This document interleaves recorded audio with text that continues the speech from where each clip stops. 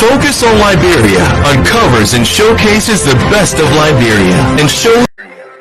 We want to welcome all our viewers from across the globe. This is Focus on Liberia, and we're broadcasting from Atlanta, Georgia. In tonight's edition, we're going to be looking at some current trending issues in our country. Starting with the alleged rape at the Liberian embassy in Nigeria. The head of the Director General of GSA and also the chairperson of the Citizen Engagement Board, Madam Mary Tanginon Broad, has been sanctioned by the National Legislature. Liberty Party, the Liberty Party National Executive Committee, along with Chairman Musa Bility, suspends political leader Yombli Kanga and the Light, plus other party officials, of course.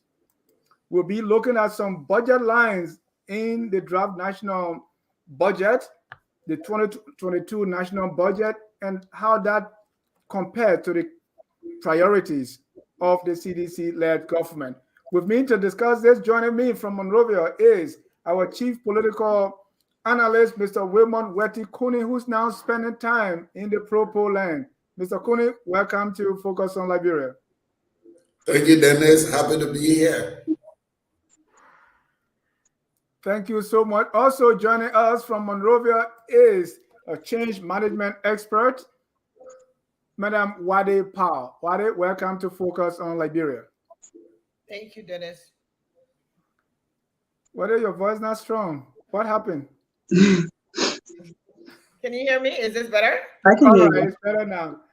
Also want to welcome FOL Public Policy Analyst, Mrs. Carl Famula. Carl, welcome to Focus on Liberia. Great to be here as always. Thank you. Mr. Kuni, we play a song in the beginning. My belly worried me. Are they hungry? You in Monrovia, is that what you're hearing? Are the people hungry? Because when I call, I hear Uncle Danny, we hungry. How is it in Liberia? Well, Liberia is here. The fact of the matter is, at any point in time, there will be people hungry and there will be people who belly are filled. So that is the story of Monrovia. All the belly cannot be filled at the same time, and everybody cannot be hungry at the same time. You sound so disconnected. Just no, like I'm just telling you the reality on the ground. What has always been the reality. What are the people hungry? Very much. Call, are you getting calls about people being hungry? Constantly. Constantly. Well, ladies and gentlemen, I want to welcome all of you to Focus on Liberia. This is Tough Talking Thursday. Anytime our friend from Waplo Institute will be coming. But let's start with some of the trending issues in our country.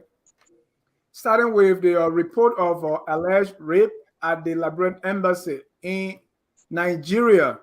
From what we learned, Nat Beje, the Minister Counselor for Press and Public Affairs at the Liberian embassy in Nigeria, said that his 7-year-old daughter was sexually abused by 2 children of one of the staff at the embassy. Accordingly, that report that happened in April and is being sent to Monrovia. That's the news we're hearing, and it's rape. I mean, when is this thing ever going to go away? On this issue, I want to start with Wade, there's been an issue of rape even in our country now at the embassy in Nigeria, and this happened long ago, April this year. I think the case now is to the gender ministry and stuff like that, based on what I read. How is that case being discussed in Monrovia? Well, the only person that or place that I see it being discussed really is on Facebook. I don't see where the government has taken seize of the matter or spoken out on the issue, or provided any context or any information on what has occurred and what is occurring in this case. As with almost everything in this country now, we're relying on social media to get information as opposed to any kind of official means of this. And this is fortunately, this is a case that's getting some kind of notoriety, but this occurrence is stuff that happens on a daily basis here. It may not happen at the embassy, but it's happening on a daily basis, and attention is not being paid to it, regardless of the fact that there are so many advocates that are pushing for these sorts of cases to be adjudicated, but it's just not happening. I wonder that is because the rape issue has been normalized now. Mr. Kone, what are you hearing? Well, to be honest with you, I heard very little about this case. I saw the reaction of, I think, Ambassador Conte to the issue. But like most issue in the country, this is one of the issues that you don't hear people who's supposed to be speaking about. So it is unfortunate. Rape is a serious crime, no matter where it is committed. And we think whenever an act such like this is committed, there need to be a full investigation and full accountability, so that we can find some kind of closure. But like it's being observed, rape is always difficult in our society. I don't know what the reason is, but sometimes to really pin the perpetrators down, is something that for sometimes now we're not being able to do as a society, and that's something that you really spark the attention of all of us. The case, as I learned, there's a release from the Liberian embassy that, hey, this is a legal case, we can be discussing it, but when this happened, we follow the right procedure, we investigated, and we send this to the Justice Ministry in Liberia. We learned that the case is before the Gender Ministry, the Child Protection area there at the Gender Ministry. And none of us here, we are legal practitioner, but Carl, let me pick your brain on this one. There's a crime committed at the embassy, I guess it's at the embassy compound in Nigeria on Liberians. I'm wondering, why was this case not handled by the Nigerian government, the police? Why was nobody called and it's being sent to Liberia? So from what I understand, and again, I'm not an international lawyer or an international policy person necessarily. So what I do understand from what I've read briefly is that the embassy, so rape and murder are not protected under diplomatic immunity. You can't just kill people and you can't just rape people. And when things occur at the embassy, the protocol is if they need law enforcement from the country, they're supposed to invite them. So there's nothing that was preventing anyone from reporting this to Nigerian authorities and inviting them in to assist. So if they don't do that, however, and it's not reported to the Nigerian authorities, they will not go into the embassy to investigate something based on a rumor. Yeah. They don't have the authority to do that. Right. And there were even reports that the embassy was covering it up. I think that's what prompted the ambassador to write that letter. I just want to make it clear, from my understanding, the responsibility is not on the Nigerian law enforcement. If this occurred at the embassy, not in plain view, like in the front lawn or something where people on the street could see it. It happened inside the embassy. There are no, witnesses. It would have to be something where they would have to invite Nigerian authorities in to assist. I understand that the perpetrators are not actual children. They're adult children of the people, but I'm not sure. I don't have the confirmation of their ages. So this is extremely serious. And, like Wada said, this is a normal thing in Liberia for regularly occurring, our children, our girls, boys are not protected. You know, a lot of times people get away with harming, hurting our children, and there's no consequences. The fact that this is occurring, you know, in the face of diplomacy, this is a diplomat, this is a representation of our culture, this is a representation of our country, this is the foreign face of Liberia. Something like this occurring at an embassy is just shocking, and it's also a horrible reflection on us, the people in our value system. This is not just about a rape, it is about a rape that occurred at a place that is supposed to be a representation of Liberia to the rest of the world, especially specifically Nigeria, and that's disturbing. This is not who we are. This is what we've become, but this is not who we are. We need to take this extremely seriously and handle it. Thank you. Back to you, because even in Liberia, we had the gender ministry had this roadmap about rape and these kind of abuses, right? Of late, I mean, I've not checked lately to see how far we've gone with that roadmap. So if in the country we are not taking rape seriously, if I may put it that way, I wonder that's the same thing that is festering to our embassies. Janice, I think that in any situation that you're dealing with, as far as the government is concerned, the genesis of our behaviors is from the country. So, however, the country prioritizes the situation is how the foreign offices are going to prioritize those situations.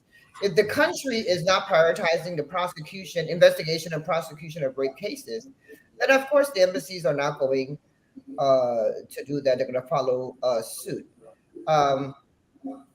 You know, I know that this is a case of rape, and it is so frustrating. It's not a topic that I like to even talk about, because I'm a parent, and a parent of two daughters, and I can only imagine, you know, what my reaction would be. First of all, if anything like that ever happened to my children, but even worse, if they were violated a second time due to the authorities who were supposed to look into the matter not doing it. So this person, or these kids and people that are being raped and abused, are actually violated twice. One by the perpetrator of the crime, and one by the authorities in government, who either I don't even want to even start to guess what the reasoning behind it is, but just don't give a damn. You know, there's no investigation, there's no prosecution. You never hear of a situation of where a crime is reported, and someone a case is taken through the system, and someone is charged and goes to jail. You don't hear that. Right. And so you have so many of these situations now where people are just like, you know, what's the point of even reporting it?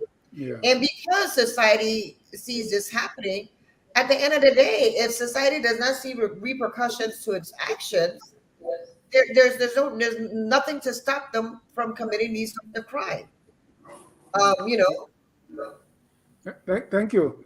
Let's conclude, Mr. Cooney, on this. I know anytime these things come up, and one thing I should credit you for is, like, there are certain things you say that we shouldn't even be political, but it happens that when these things happen, you say, well, it was done 5 years ago, 6 years ago, and so it continues.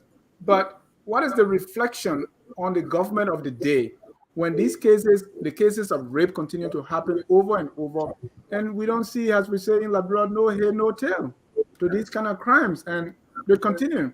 Perpetrators, we don't know what happened to them later on. This case, for instance, happened in April. It was reported in May. I mean, this is December, for crying out loud. There can be no positive reflection on the government when issues like this are not brought to their logical conclusion, there's nothing positive that that comes to government on account of that. Not for rape, not for any other crime, because it is the responsibility of government to protect its citizens. So if we continue to hear the incidents of crime repeated and people are not being held accountable, especially for crime like rape, crime Right. against So let female me interrupt, population. Mr. Kuni. As a law enforcement person now, so let's put on. I mean, this should be kind of easy, right? Well, no, the investigation of rape in our setting is not really easy. It's not from the practical law enforcement point of view, even from the point of arrest to the point of the investigation. There are a lot of factors that make rape investigation difficult in our setting. You find lack of cooperation, maybe on the part of maybe not, I don't want to say the victim, but maybe parents of the victim, because these acts, most of the time, are committed against underage children. And then you Right. find this whole community thing, this whole family thing, this whole network of social groups that try, to solve these things in their own setting. So even the coming forth of witnesses that will carry a rape case to full Yeah. prosecution, those things are challenging in our society. So just from that perspective alone, sometimes it's difficult to obtain Right. a conviction. I can Yeah, recall when I was in active service, where sometimes you will find the parents of the victim and the perpetrator coming together, and they want to compromise these things. right. But But in times instances have where these changed. things are not compromised, right? In instances, especially with this sodomy and with children, like a 7-year-old, I don't know if there's another name, because even rape, I want to even call it attempted murder, right? So some of these things are so glaring, yet we still don't see, perpetrators being brought to book. I understand there will be instances where they are difficult to prove, right? But some of them are so glaring that you can they don't hide, right? People are even admitting to it. People are being caught But in the very act. it is even more challenging to investigate rape. For example, we're talking about the diplomatic mission, but how about investigating rape in a church setting? Where the act takes place in a religious setting. Now, I shouldn't say church, but in a religious setting. And then you see the interplay of different influences, different values that try to cover these things up. So, I mean, that's how deep this problem is in our country. Then, if it go up in uh, higher cycles, higher society cycles, you see the kind of forces that come together to suppress, this horrific crime. So it is a difficult thing, really. But the good thing is that people are stepping forth now, to stick a claim. Before then it was rare. It was rare for Thank people you. to come forward. But now people are coming forward. So I mean, there is the hope that with women being bold, with parents being bold, and other people being bold, maybe this would lead to a change in behavior and a change in focus. Oh, 1 minute, any final comment on that before we move to the next issue? All right. I just think that this is an issue for all, people in Liberia. I know a lot of times we'll say, oh, where are the women? Where are the voices of the women? Most rapes are committed by men. This is not where most victims of rape are women. However, it is the responsibility of everyone to do what they can to report what they see. And also, the stigma does not need to be on the victims. The stigma needs to be on the act of rape itself. And men need to be prosecuted. People need to be, they need to, there are no consequences for consent. There needs to be stronger deterrence. So that's all I'll say about that for right now. Yes, and we hope that the perpetrators are brought to book, not just in the Nigerian case, but also the numerous cases happening in the country. Next, our next issue is the Director General Mary Brough. She's being summoned by the National Legislature for alleged abuse of power as she discharges her duties as chairperson of the Board for Citizen Engagement. That's the group that was set up by the city mayor of Monrovia, Mr. Jeff Koji, to clean the city as we prepare for the holidays. Here we see in a video with Mary Brough that went live, we see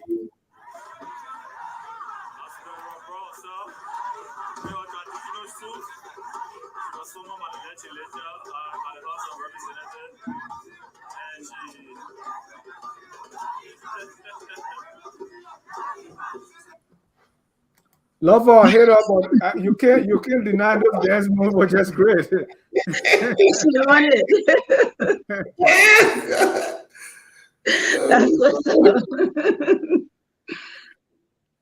Mary Brough right there dancing as she's going to, and there's the video we played earlier. In fact, she was going and telling with they call them the army of sanitation workers at the Capitol. And they were basically taunting the lawmakers, say, clean your place. Carl, you are laughing. This is serious. This is not unserious laughter. This is joyous, triumphant laughter. I think this was a win for Mary Brough. Well, why do you think so? I mean, of course, it's theatrics and it's exaggerated, but that's what it took. You know, that's what it took to draw attention to the buffoonery that goes on in the legislature. And this is where she met fire with fire. You know, if the legislature think they ate a piece of the crazy cow, Mary Brough ate the whole head. And she brought it to them. She brought it to them, and there was a message in it. You know, so she got everyone's attention, and I think that was the intent. I love the fact that she did this. She didn't wear soldier garb. You know, she could have gone there in full military regalia. She could have done anything, but the fact that she went there and did a cloud war dance in front of the legislature, I mean, that was just beautiful. I looked at it on different levels. The greater message that the theatrics were bringing, to the table was really just, this is not an issue that is serious. There was no reason for them to summons her, no serious reason. And secondly, there are bigger issues in their own offices that they should be concerned about. And they're not addressing those. And if she had just gone and said this in front of a microphone, it would not have been as potent and effective as it was. So I know people are laughing and people are talking about it. It would not have drawn this much attention if she had gone and said, the legislative offices are also dirty. So, there. We will talk about this thing in 10 years. Somebody will say, remember that time Mary Brough wore war paint and stood in front of the legislature and taunted them? So I think it was an effective way to send a very important message, not only to the legislature, but to her fellow citizens, to fellow government officials. And I heard her loud and clear. The legislature needs to be more serious about the work they do. If they're going to summon people, there are a lot more people. There's thousands of issues more important than how Mary Brough is cleaning the city that they should clean up. They should summon the mayor if they're concerned about the city.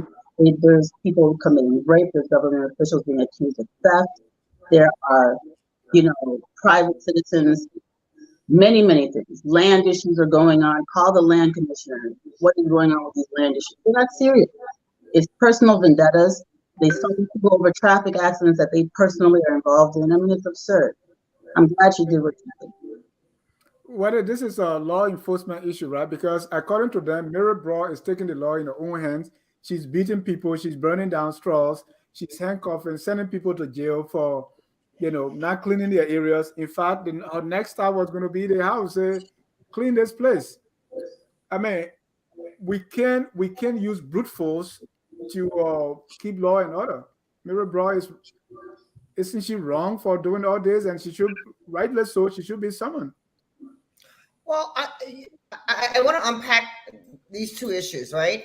Okay. I'm still trying to figure out what the summons was for.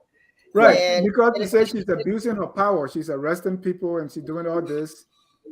So she was reported by one of the representatives of Solomon. I think I believe that the real reason why they summoned embarrassing.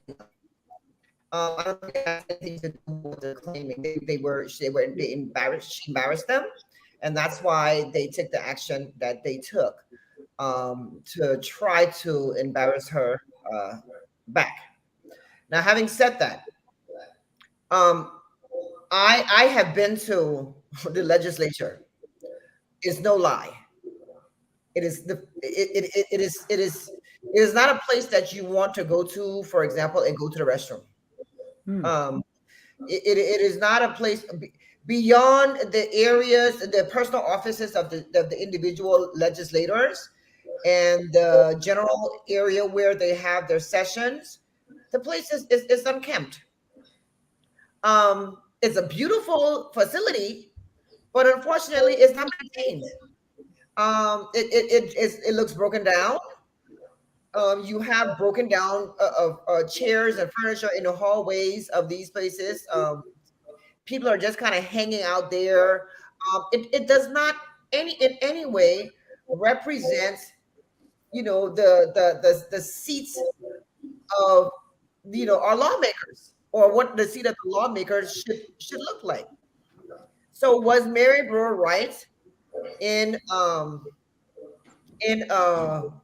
telling them to clean their house and using the theatrics that she used to tell them to clean their house? Absolutely. I stand with her on that.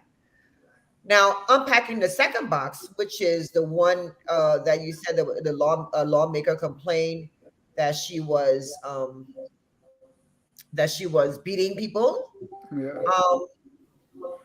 I'm not aware of that, but if indeed that is the case, that's absolutely not correct.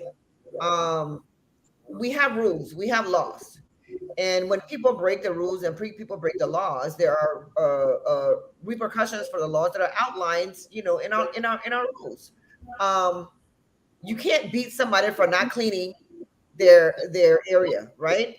But what you can absolutely do, you can fine them. We have fines on our books. And if someone refuses to pay the fine, you can take them to the body that is responsible for adjudicating these sorts of matters, and that body can take it over. And if the body determines, you have people in developed nations who are repeated offenders of these sorts of things that are actually put in jail. If the city has come to your place and you've broken the ordinance over a period of time and you've been warned, and you've been warned over and over again, and you are not heeding to the warning, you can actually be put in jail for this sort of stuff. So we have procedures, and I think that when it comes to that situation, we need to follow our procedures. When it comes to breaking down illegal structures, absolutely, she's right. If a structure is erected illegally, and her job is, or the terms of reference of this engagement is to make sure that the city is clean, that structures that should not be there are not there, then part of her responsibilities is to remove structures that have been illegally built. Unfortunately, in this entire country, Dennis, we got 50% of the country that is represented by structures that are illegally built, which is why the Monrovia looks like a shanty town. Because everybody believes that they can get up in the morning and put up a structure. You just get up in the morning and whatnot together, and it's okay because it has become the norm.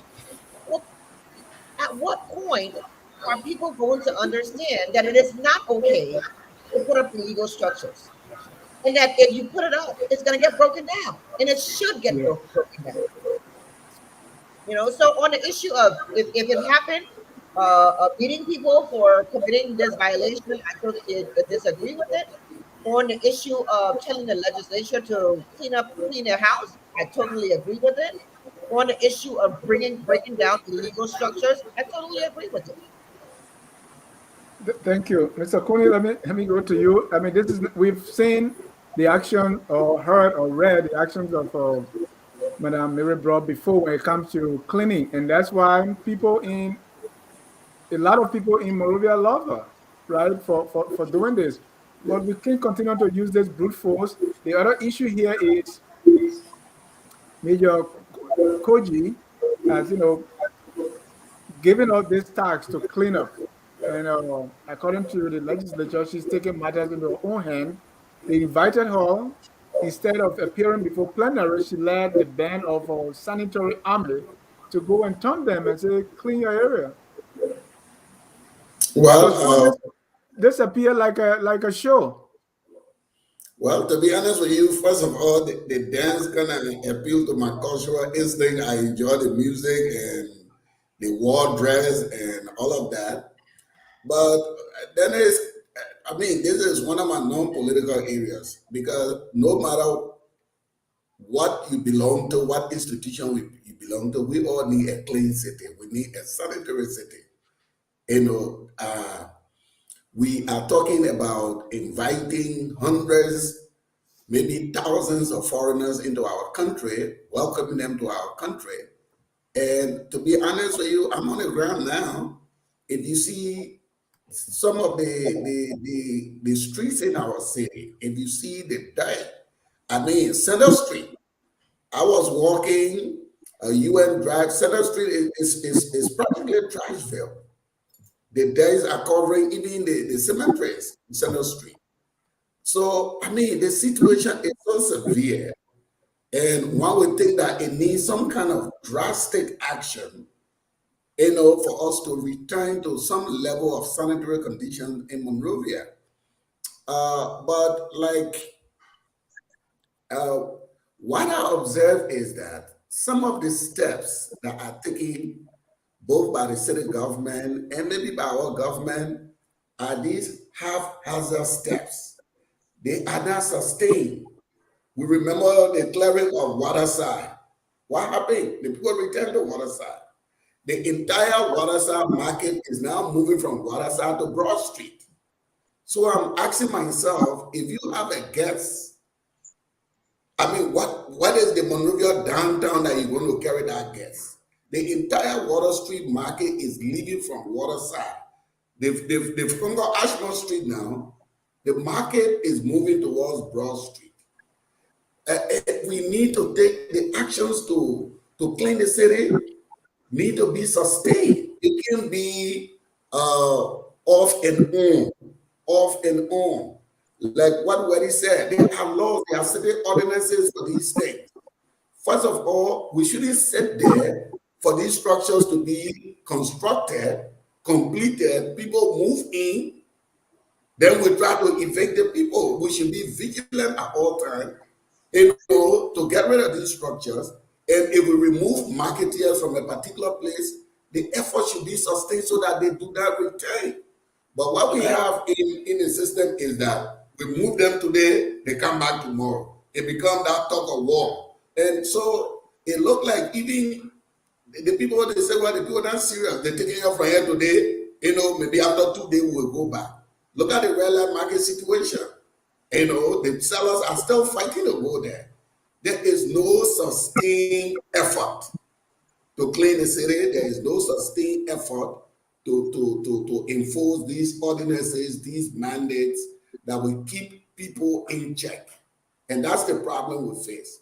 We may not have Maryborough all the time. What if Maryborough go different place? So we need a system that works. It can't just be Maryborough. You see, it can't just be Maryborough. We need like, you know, in other societies, city ordinances need to be enforced. Right. Cleanliness need to be enforced. The Capitol building thing. I mean, bathroom situation at the Capitol building is don't eat our go Capitol building, you feel sorry for yourself. I'm telling you. So I mean, these are serious matters. But Mr. Kuni, what is wrong? What is responsible for these things? You talk about these haphazard solutions. You know, we always reacting, and then the Capitol building is filthy. You can't eat beans and go there. what's responsible for these things and how can we fix them? I don't know at what point we've kind of embraced mediocrity in our national life. You know, doing things efficiently, doing things effectively. I don't know at what point we substituted all of that for these short-term game things, these haphazard approaches. I don't know. You know, leadership play a role to me, because if I'm heading an institution, it is my responsibility to make sure that all of these things are effective. One thing I recognize in Liberia is the fact that heads of government agencies and institutions, they have their private bathroom different from the general employee. So once that private bathroom is taken care of, the rest of us, it doesn't matter, we can go to any kind of bathroom. That's different from my experience. Where I work, my commissioner and myself, we use the same bathroom. It's clean the same way. But if you have a private bathroom in your office, you don't care what happened down the line. So these are some of the small things that we need to check. You know, the elevator, 2 elevators, but one there must be for the minister, the other people must walk the stairs. These are just simple things that we need to check among ourselves. The one that require donor assistance, it require donor help. It requires our own assessment, you know, to see where we are as a people. Thank you. What the absence of real, permit me to say real leadership, the absence of seeing tangible results, of someone producing results, I think it's making the people hungry to want to see something. So even what Mirror Bro is doing, which I don't know where else that can be done, you know, they are calling you are dancing and wall dance, which looks very funny, but because people don't see any leadership, they don't see results, they don't see anything working. So what Mirror Bro is doing is just, you know, excellent to a lot of people. Yeah, well, then it's sort of a situation of the chicken and egg, right? You know, what comes first, right? On the issue, the specific issue of Mirror Bro, right? We have been around here for quite some time, and we've seen what the city looked like when Mirror Bro was in charge. We've seen what the city looked like when Mirror Bro has taken breaks from being in charge of the city. Now, Mirror Bro has her antics, and they're sometimes fanatical. But at the end of the day, when Mirror Bro is in charge, the cities are clean. And let me tell you something. I was driving down UN Drive, Buse headquarters, over there near where the barracks is, and coming up towards where you go towards the Budget Bureau area. And Mira was working in that area on that day. And as I started to drive down, the entire area looks different to me, right? And I said to my driver, I said, well, something is strange about this road today. And my driver said to me, oh, Mira brought me here. I was like, that's what it is. Because you saw the sidewalks. And you don't see sidewalks anymore because the sidewalks, everybody got a window market on the sidewalks. You saw, or a cocoa shop on the sidewalk, or all of the sidewalks in Liberia have now turned to marketplaces. Right. And for the first time in a long time, I saw the sidewalk. And it was strange to me. And I didn't know that Mirror Bro was working in that area. And I was like, there's something different today. What is it? And my driver said, oh, Mirror Bro been here. But I'll tell you this, she was in the area and there are piles and piles of dirt and garbage that have been hauled out from the alleyways. And this is from people where people live, right? She's going to businesses, restaurants that people go to, bakeries that we buy our breads from. I mean, you name it, she's going everywhere. And when you look in the backyards of some of these businesses that prepare food for people, it is a complete health hazard. Right. And so while some people may be saying that Mary is taking it too far, the majority of the society or the community are actually happy that she's doing this. Even the people that she is saying, move this stuff, break it down, do this. You see that people are happily working with Mayor for the most part to clean up. And so, again, when you talk about that hunger for leadership, you see it there. That people just want somebody to come and tell them and show them what to do. Where are we going? It is so lacking. It has been so lacking in our country for so long that even when a brutal type of leadership comes along, we hop on it, right? Yeah. I am, for one, I'm happy about what Mary is doing. Can it be changed? Absolutely. But on a general scale in the country, we lack leadership. We lack repercussions for our actions, and this is where citizens contribute to the problems that we have. So it's a problem that comes both from the government side and from the citizen side. People just do whatever they want to do in this country now. Yeah. Nobody is held accountable for anything. Yeah, I mean, we all want to do whatever we want to do. It's just the law that is forcing it. But few comments here before we go, because people are, Mr. Kunin, Thomas, why you say, wow, is this the real Mr. Kunin? Did somebody take his phone?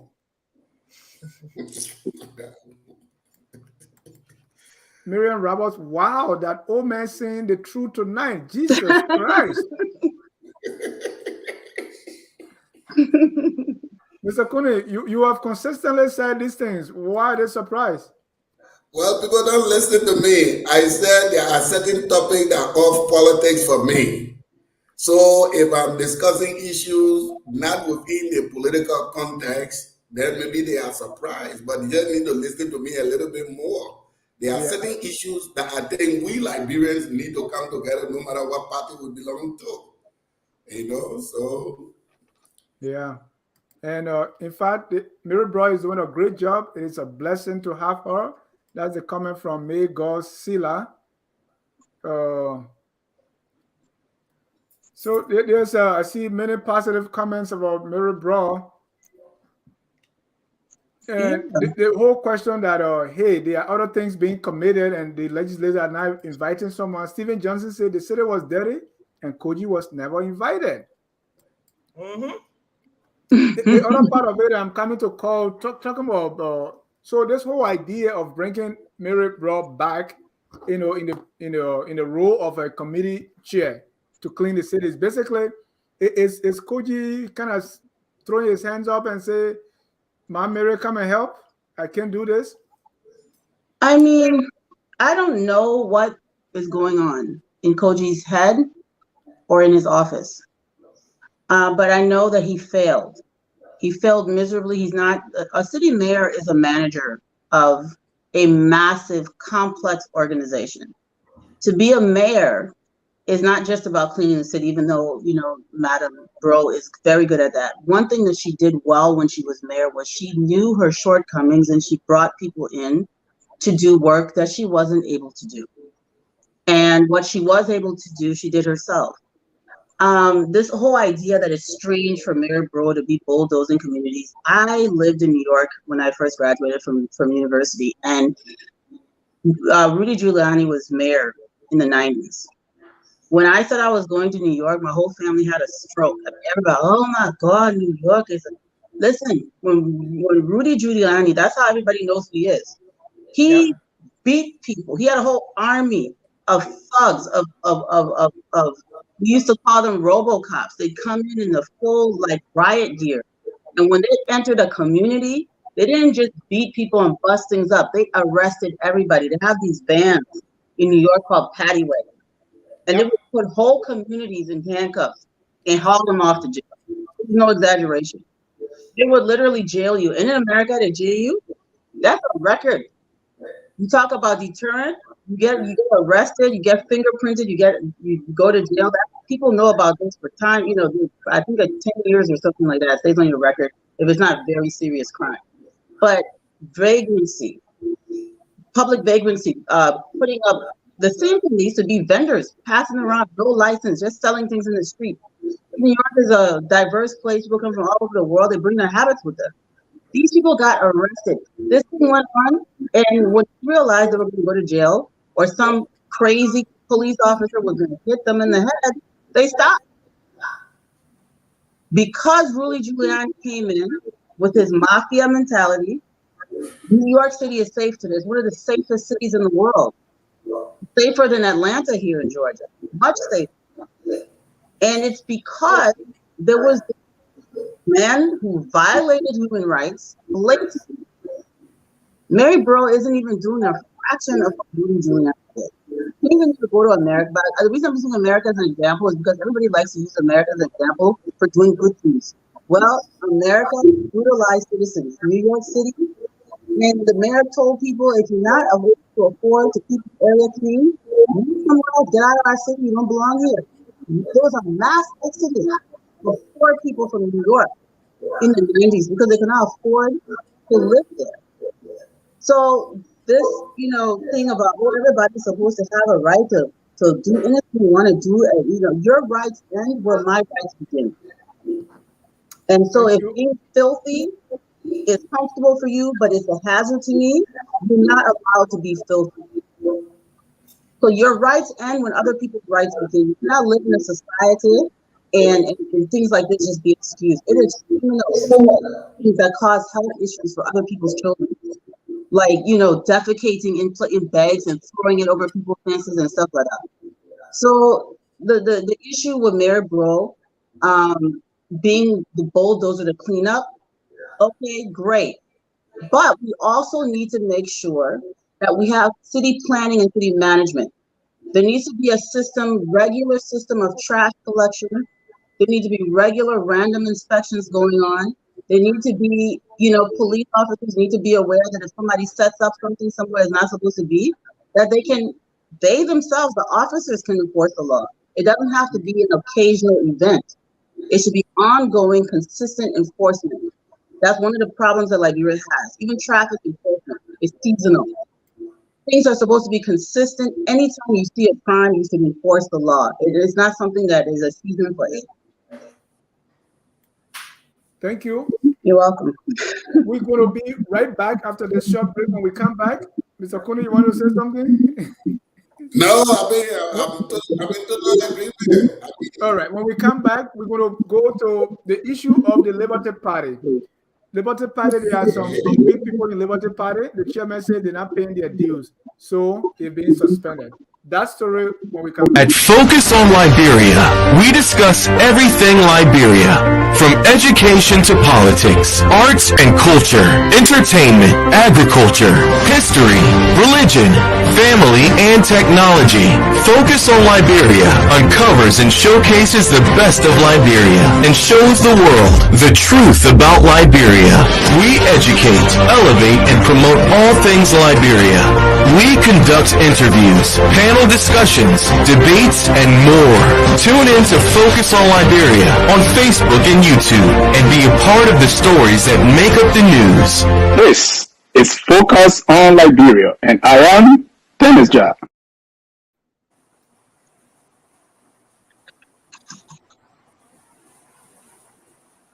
Welcome back to Focus on Liberia. This is Tough Talking Thursday. My guest, Carl Famula, she is FOL political analyst. We have Mr. Wilmot Coney, our chief political analyst, and Wade Power, change management expert, joining us from Monrovia, Liberia. Wade, we going to the Liberty Party, that's your party. We've read that the political leader of the party, Senator Yombli Kanga Lawrence, and 16 other top executives of the party, including Senator Darius DeLong, have been suspended by the National Executive Committee for their failure to settle their dues. Does anybody pay dues in these parties in Liberia, or is just Liberty Party that's requiring this? Well, but tell me, that was a joke. Tell me the story. What's happening in the Liberty Party, your party? Exactly what you just put on the screen is exactly what happened. And I'm glad that it was corrected. That it wasn't, that it was many people that this happened to. But now, if you want me to explain to you what happened as far as the suspension or what is happening as an institution. Let's start with the suspension, because that will also give us an idea about what's happening in the institution. Okay. So the Liberty Party has a constitution.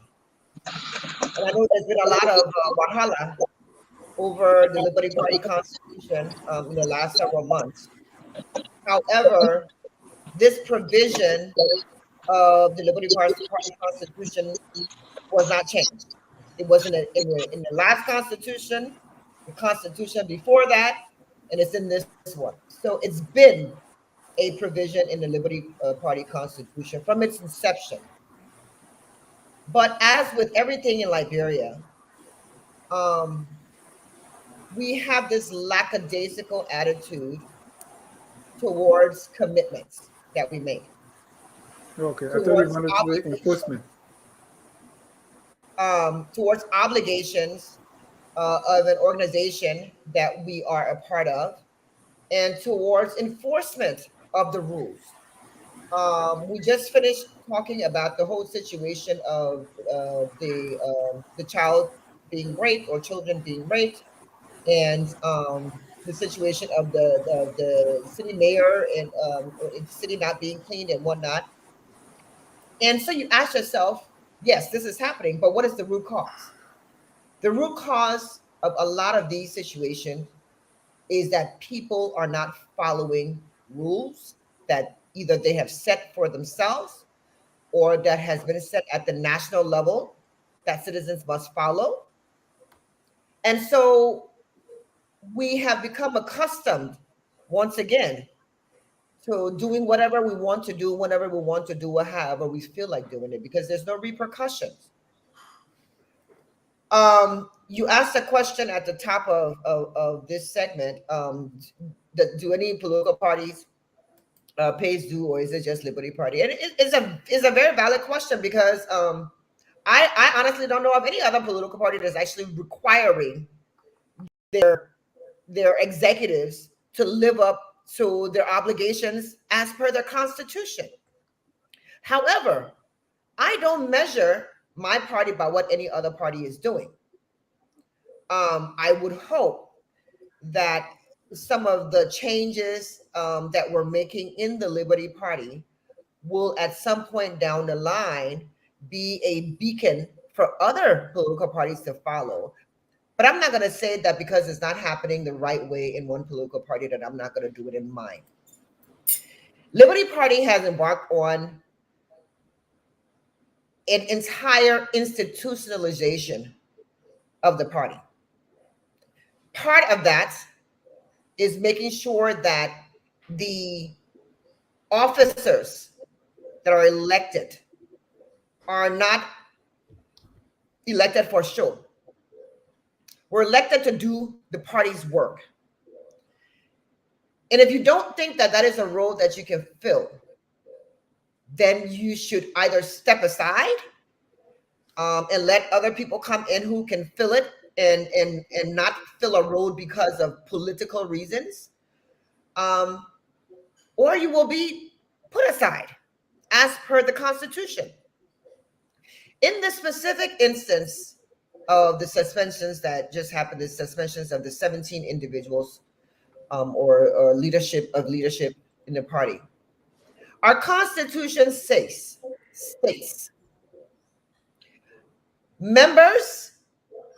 only members in good standing are allowed to hold official positions in the party. This is not a provision of the Constitution that this administration introduced.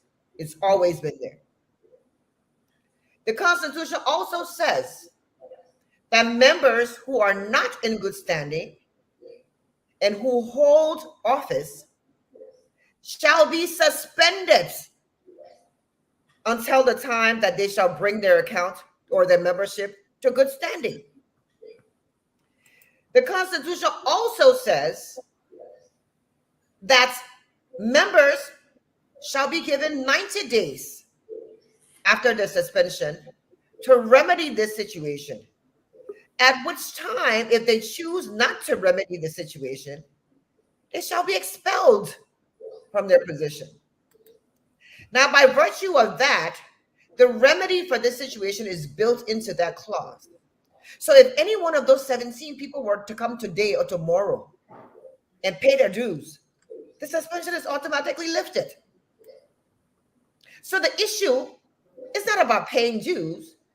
The issue is more of the audacity of the executive committee to require them to pay the dues. Secondly, we suffer from, and I use the word suffer intentionally, we suffer from a problem generally in this country where we get leaders either at the executive level or the legislative level or the judiciary level, and we expect that these leaders are going to perform. Well, you know, a big part of the reason why they're not performing at those levels is because they're not performing at those levels in their political parties. Political parties are governments in waiting. Sure. Same way you perform in your political party is the same way you will perform in government. Thank you, Wade.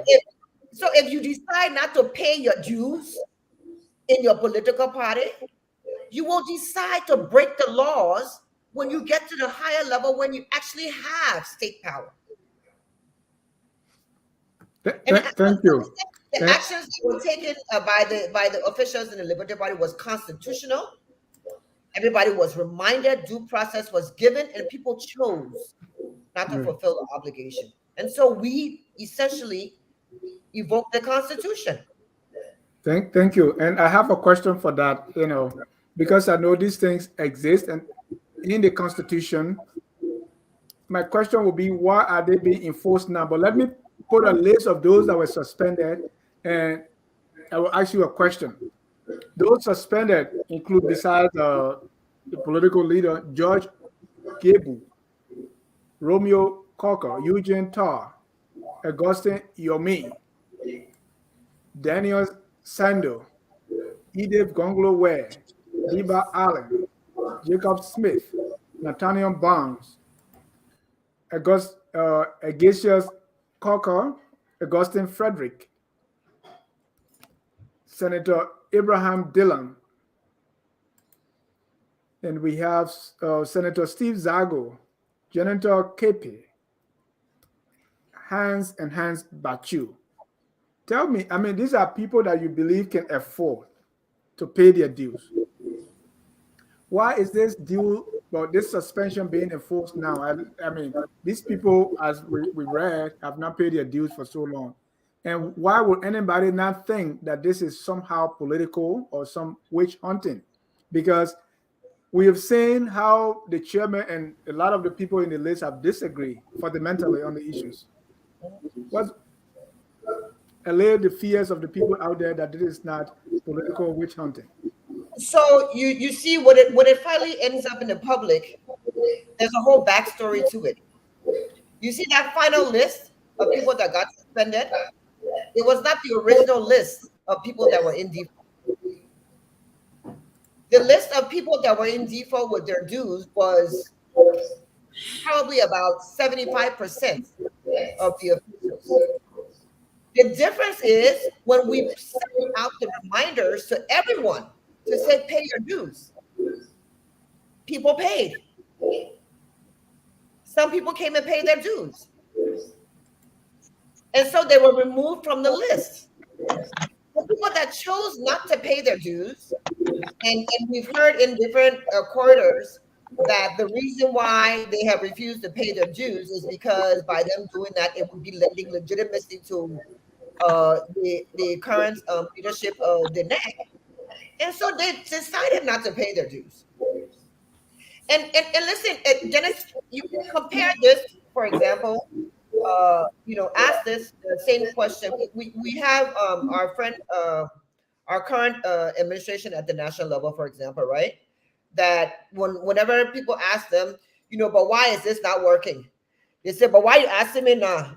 And they used to do it that way before. We have decided we're not going to take that approach. Because people have not paid their dues in the past does not mean that we need to continue doing it that way.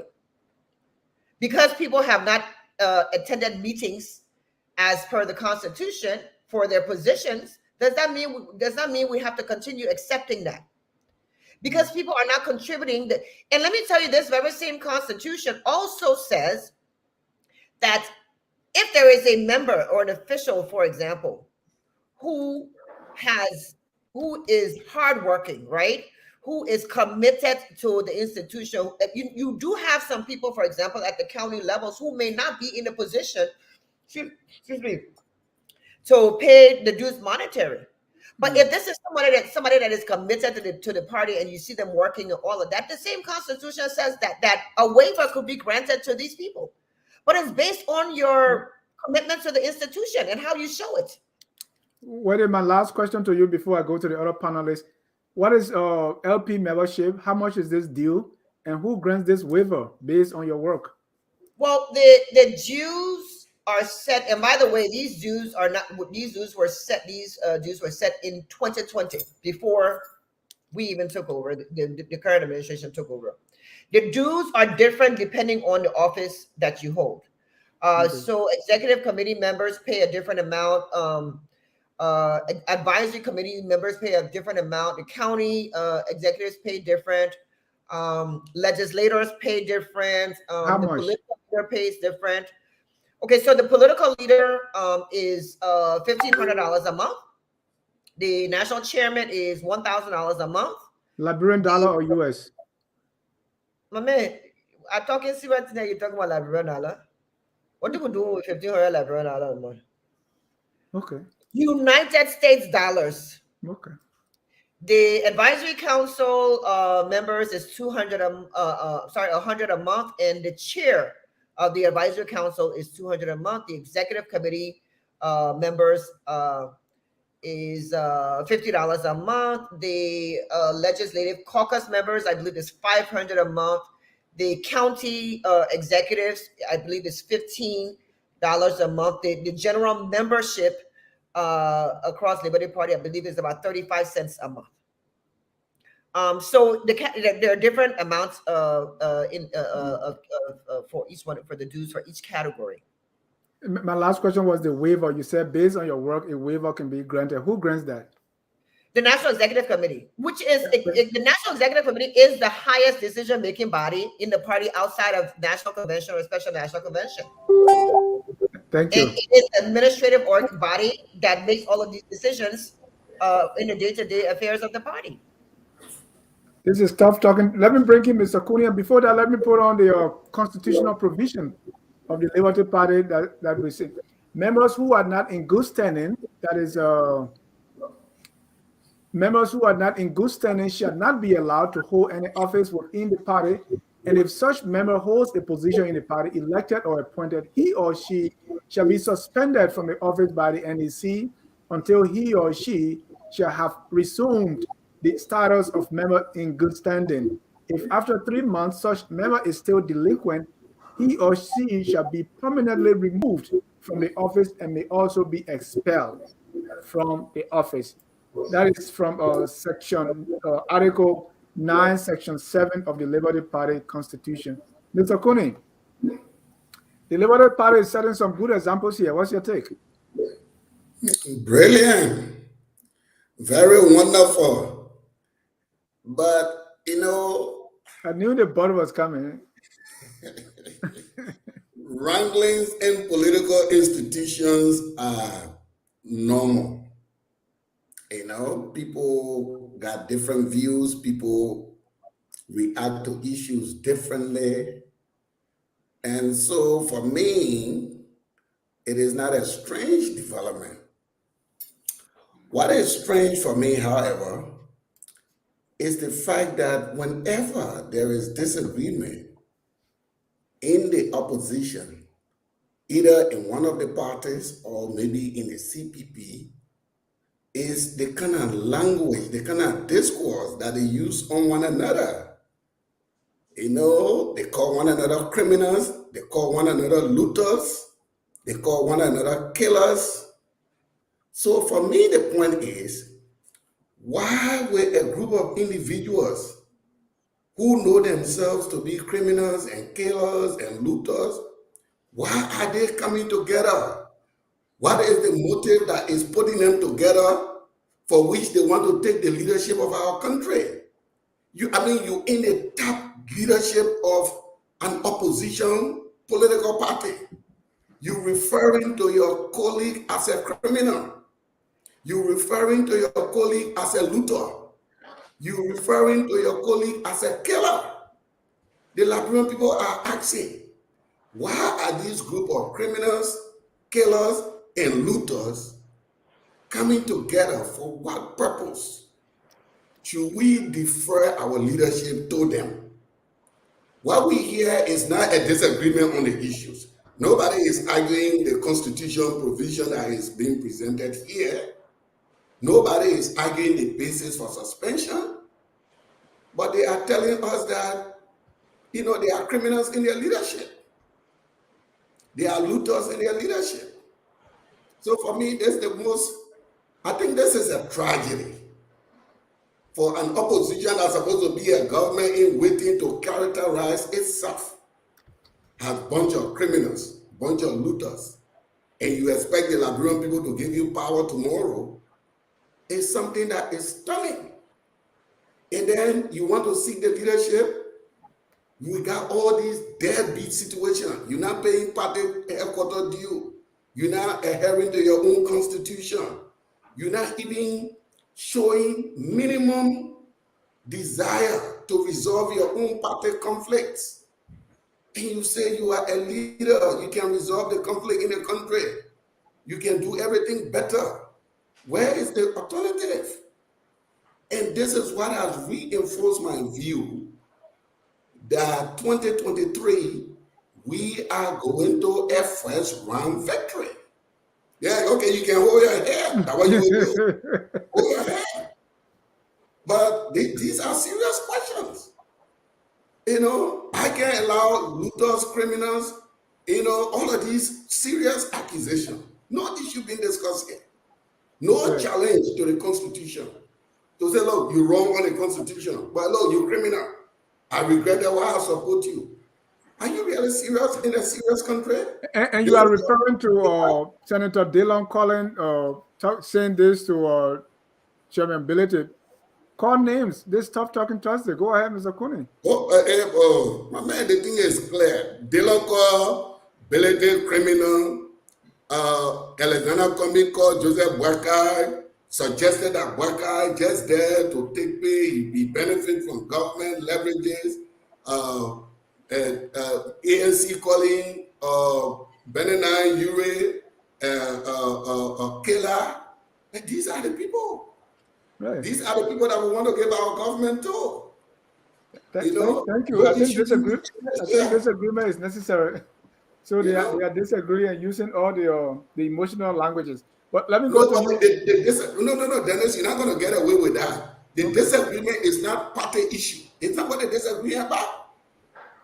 It's not what the disagreement is about. So don't bring your intelligentsia thing here to minimize, these people this kind of behavior. I know how the intelligentsia operates. They minimize their weakness and amplify our failure. That's what they do. Thank you, Mr. Cooney. Let me go to a call on this one. It is reported that in the papers that the political leader of the Liberty Party, Honorable Yombli Kanga Lawrence, owe $18,000. If I'm doing my math correctly, if she's supposed to pay $1,500 a month, that means for the past 12 months he has not paid dues. Right? I don't know whose role it is to look at these things, and probably they've been doing certain things. But here, at a time that the political leader is at loggerhead with the chairman, we see that this due payment business is out there and they're being suspended. What's your take on this whole due issue coming at this time when the Liberty Party, we can see clear divisions? Okay, so I think for me, I'm shocked at the amount of dues that's being charged. But I'm not a member of Liberty Party, and my approach to politics is different. It puts people in a power position. If I'm paying more to play, I have more say. And in a democracy, that could potentially create a situation of inequality, but that's a different issue. You absolutely do have to follow the rules. all the rules. So if you don't pay dues, and the consequences are the consequences, that's it. That's it.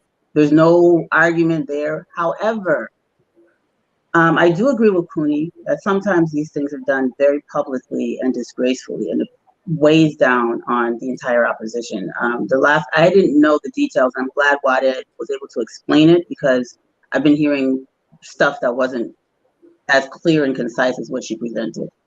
That being said, there's also reasons for political parties to suspend members that are elected officials that many of them have violated, that they have not been suspended for.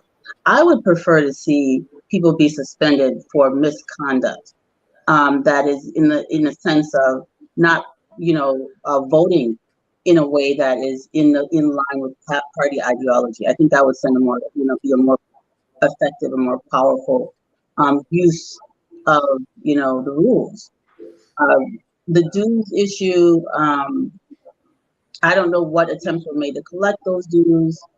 I don't know if it was an abrupt thing, if they received letters saying, hey, you've got 30 days to pay these dues, or you're getting suspended, or make a payment plan or something.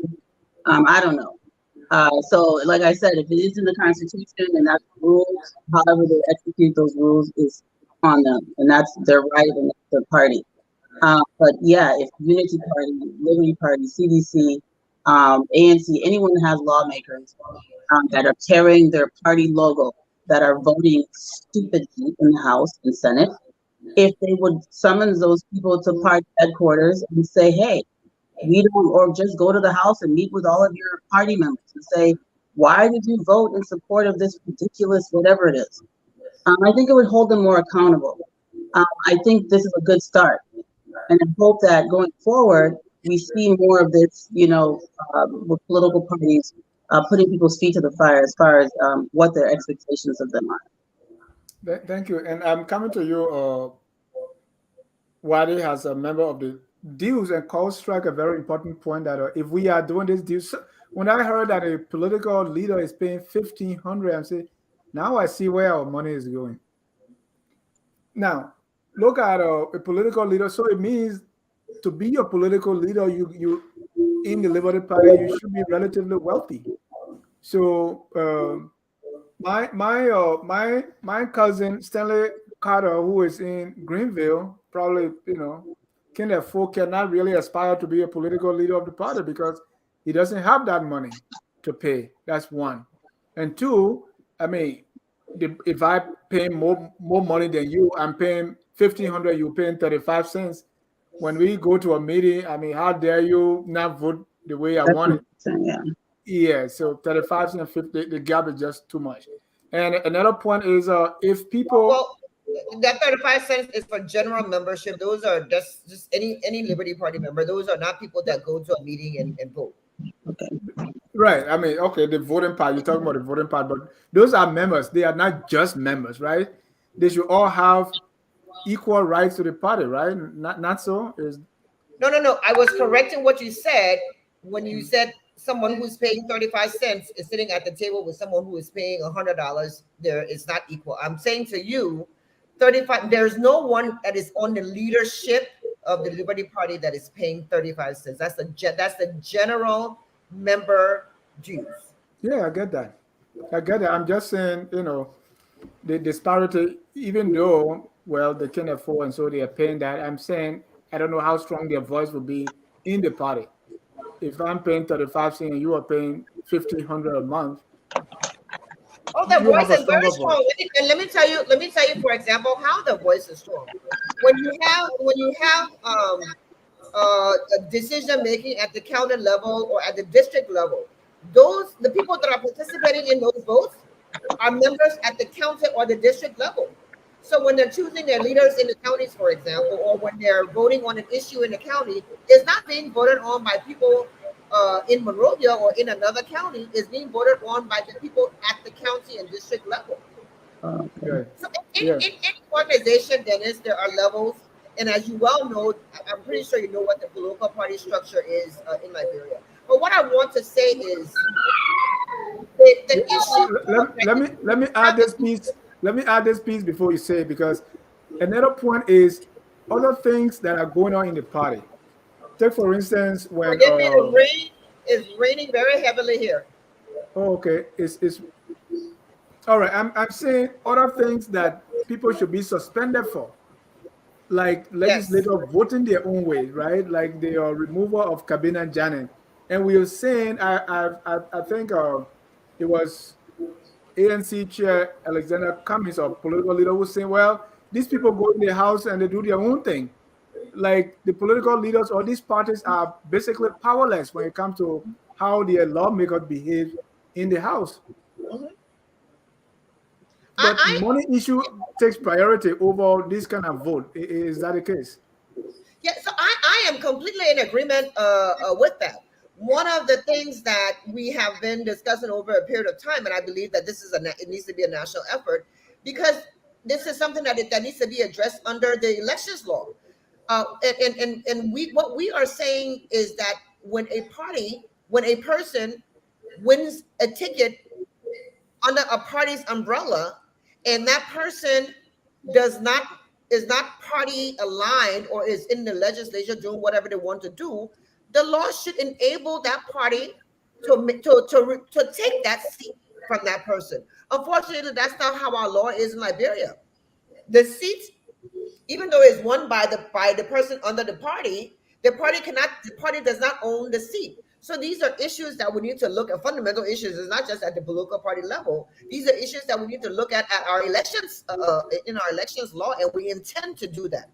However, within the political party, there are actions that can be taken. You can definitely suspend your lawmakers from your political party if they are in a continuous habit of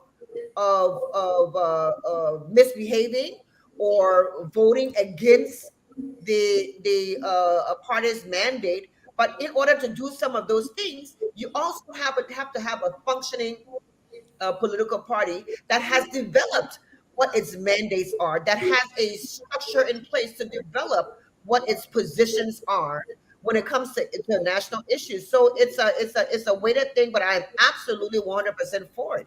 If someone is elected on a party's ticket, that person should consult with their party before going out there, because you are a representation of the party. Whatever you do out there, it reflects back on the party. So at least have the decency, even though the law says we can't do anything about the seat, but at least have the decency to consult with your party and develop positions on issues of national concerns. We do not have this. Our lawmakers are out there doing, I mean, it's wild, wild west. They do what they want when they want to do it. When we call them to book internally in the party, they tell us we can, go fly a kite. They don't report to us and all sorts of things. I'm one of those people, and you don't suspend them. and I'm one of those people that's always calling for the suspension based on that. However, once again, this is the beauty of democracy, right? Because you got to get enough people saying yes. I was ready to suspend people a long time ago for not paying their dues. I was ready to suspend people for some of the actions, legislators, for some of the actions that they've taken, which has not been in consultation with the party, which has not been aligned with the party's values or anything. But once again, you got to take baby steps, right? Right. So they are paying more in the party, right? They pay more money. It wasn't about how much money they were. Well, they weren't paying. They're not paying any money. They're assessed more, but they didn't pay. Oh, so okay. let's get that straight. Not all of the lawmakers have not paid their dues, with the exception of all of the lawmakers have not paid their dues. But the point that I'm making, Dennis, is in any institution, in any organization, when you're making change, it's going to come in baby steps. It's not going to all happen at the same time. What you guys are talking about right now, believe me, I'm pushing, and believe me, other people are pushing, but it takes some time for people to come to an acceptance of this is how we need to run our party in order for it to be an efficient political party, and in order for it to be a vessel that can translate into leadership at the executive, legislative, whatever level. And whether just finally on this issue, when did people start being delinquent with their dues? Like as far back as you remember, say when Councillor Bromsky, the late Bromsky, was heading the party, were people paying their dues. When did this all start? Well, I cannot speak to that authoritatively because I was not in charge of dues collection at that point in But time. you've seen the records. I actually have not seen the records. All I know and all I am basing anything on is from January 2021, which was when I took over in that role of National Treasurer. And so I have my records from January 2021 to now, and I can tell you who paid and who didn't pay. And I want to say, so what I know, as prior to that, you don't as National Treasurer, you don't see any record of any due payment from the founding of the party to 2021. Absolutely not. Wow, that is this is once again. This is the nature of the political parties in the country. They're not institutions. They're not organizations. They don't have these administrative foundations that are critical to institution building. And this is what we're trying to do. And we're going to do in the Liberty Party. Right. Okay. That same constitution was there about due payment. Nobody look at it. It's only been now. Yeah. We also read that Senator Dillon has said that he will lead a campaign to have chairmanability removed, replaced, or expelled. I don't know how he's going to do that, but let's look at the coming in of chairmanability in the Liberty Party hierarchy as chairman. Good thing, bad thing, blessing, curse, because prior to this, you would say things were relatively calm. Okay, when he got there, it's like, is this a disruptive change, or was it I was reading somewhere, someone said this was a backup party until Liberty came in. Carl, let's look at the Liberty Party before and now under chairmanability. What has changed to you that is causing all these issues or all this forward movement, if you want to look at it positively? So I'm not a Liberty Party historian. Yeah, but just from a observer,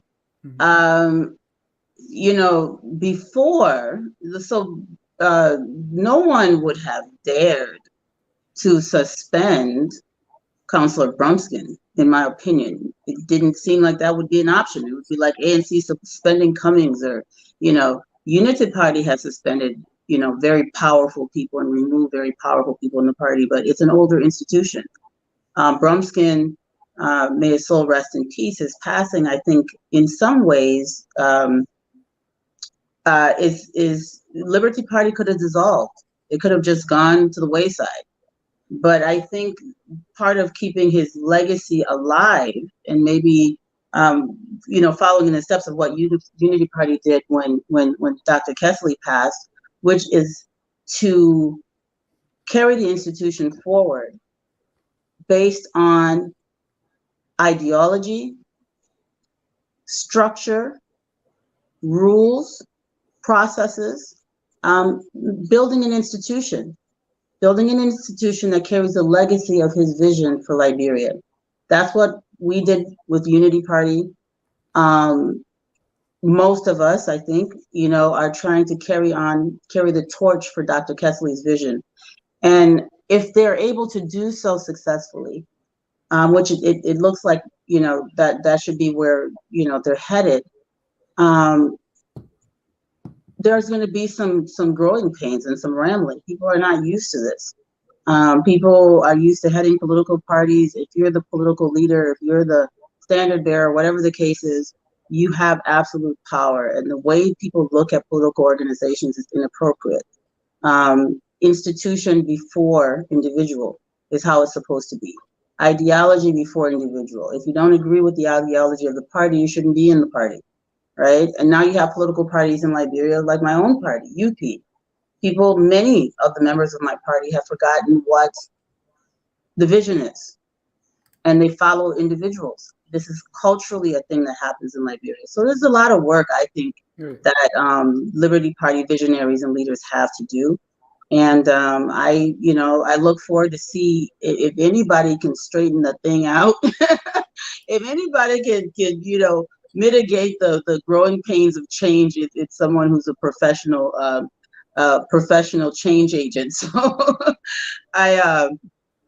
that's pretty much what I have to say. I also want to say that I'm glad she clarified the details because the rumors were just getting out of hand, and I think that puts things in its better perspective.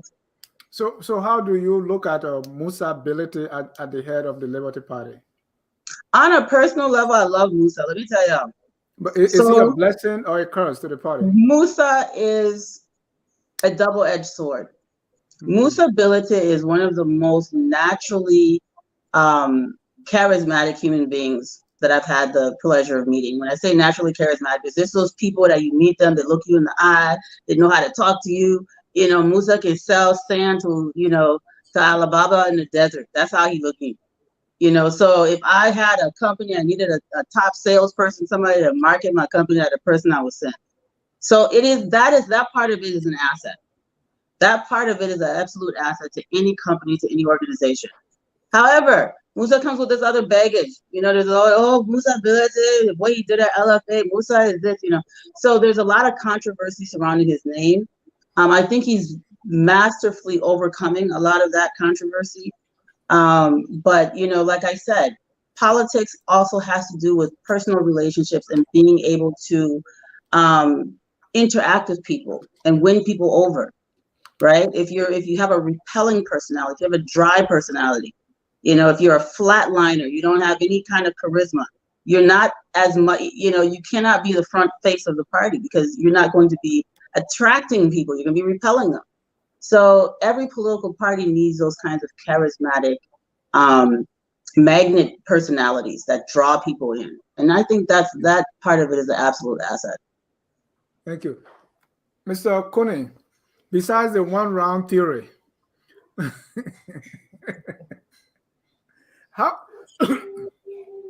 what is happening in the Liberty Party? Is it good for the party, and how does that contrast with the ruling CDC? Because the background of that question is we see what I call the political idol worshiping in all our political parties, where the political leader is everything, right? Now here is Liberty Party suspending the political leader. Can that happen in the CDC? Can that happen in the ANC? What's your take? Well, first of all, let me confess that Musa was my student. I was privileged to be one of his teachers, so I know him very well. He has a fighting spirit. I hope that whatever reform that he wants to carry out in Liberty Party would be best for multi-party democracy in Liberia. I always say that we need an active opposition. A governing party needs an active opposition. Oh God. With regard to your question as to whether similar thing can be replicated in the CDC or the Unity Party or any other party, but let me speak for the CDC. There has been serious disagreement within the ranks of the CDC. Everybody is aware of that. But again, those disagreements are about issues. Even the popular tape from the chairman was about issues. It was not about calling people names. I'm all for disagreement, but let the disagreement be about the issues. It is the name calling that turns people off. You look at your friend without any benefit of a good hearing, you call him a criminal. Responsible people don't talk like that. If you standing in line for leadership, you don't talk like that. You look at your colleague, you're discussing an issue, you say the man is fraud, a fingering document. Now they say the Liberty Party document is finger. The framework document is finger. What's wrong with these opposition people fingers? Why they can't keep their fingers, in check? These are the questions Liberians are asking, and this is why, to be honest with you, the CDC first round victory is gaining momentum. I've seen the evidence of that since I've been on the ground, and we await to see when is this battle in the opposition going to be over, so that we can begin to question them on how are they going to rule this country? What is their vision? What are their policies? I want to discuss policies. I want to discuss how do you call it, when you talk to the Unity Party, Joseph Baga, row. I want to know his road plans. You know, I want to know his road plans. Everybody talking about agriculture. We want to know these plans. But we can never get to these discussions if the discourse in the opposition is about these personal insults that they create at one another. Thank you. We're going to get to our last. Yeah, we're going to get to our last issue about the budget. But we're going to read a few comments. But 30 seconds, Wade. Go ahead. I just want to go on a record to say that Mr. Kuni masterfully evaded answering the question that you asked. And I think the question that you asked was a simple yes or no question. Is there any ever possibility in the CDC for them to ever suspend their leaders? All I've been talking, Mr. Kuni. Can I answer that? Can I answer that in 30 seconds? But why you didn't answer it first? Well, because I thought I answer it, but you know, the CDC in 2011, they demonstrated the ability that based on the issues, God. They set aside George Manawea for Winston Thurman. It was on the issue. The CDC have done that. We did that. The CDC has a record You're for talking doing that. suspension, you're talking about president, vice president. So I got the answer. You know, agreement. Yeah. Right. Let read few comments here. Sam Bada say Musa stole 500,000 from FIFA. The country devil, but our parties are not grounded on and anchored in ideology. Sadly, that is the landscape that has been cultivated and the culture today and future politicians look to. Sam is using all kinds of words. Sam, you can prove that Musa stole money. Brother Stewart said, Dennis Jah, form your party so they don't idolize you. And brother, you misspelled my last name is J-A-H.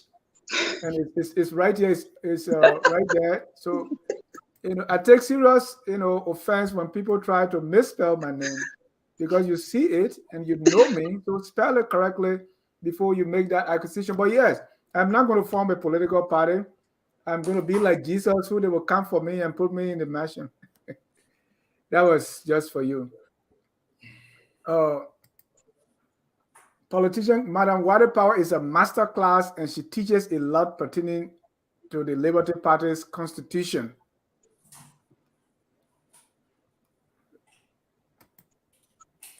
Oh, it's Sam again, who don't like Mr. Kuni. But Tavina does say, I agree with you, Mr. Kuni.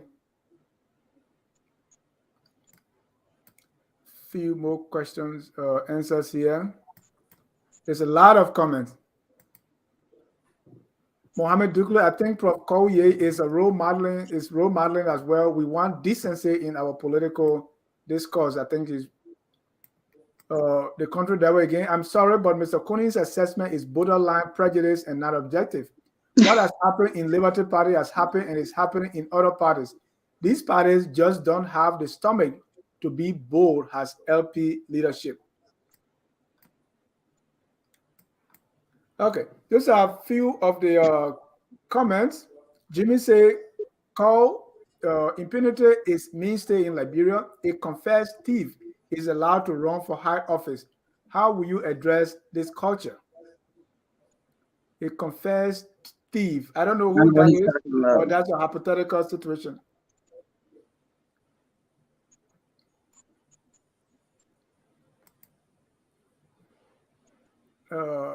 Gretchen Kennedy, Wade Musa is damaged, or is it Wade and Musa are damaging right, to the Liberty Party because they are on mission to destroy the Liberty Party?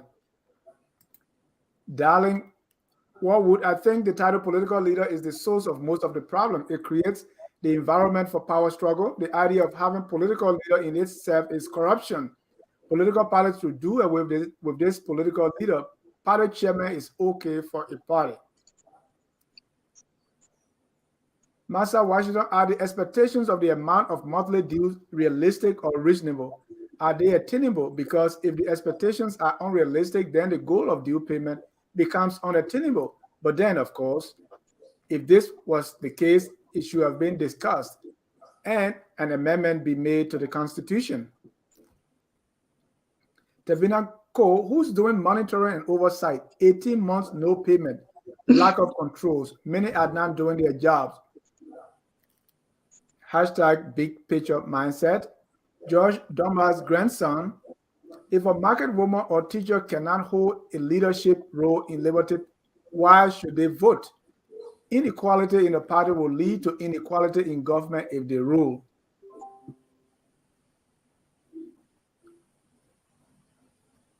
$15,000 per month has a political leader. George, is that what your political leader is paying, or are you making reference to Liberty Party?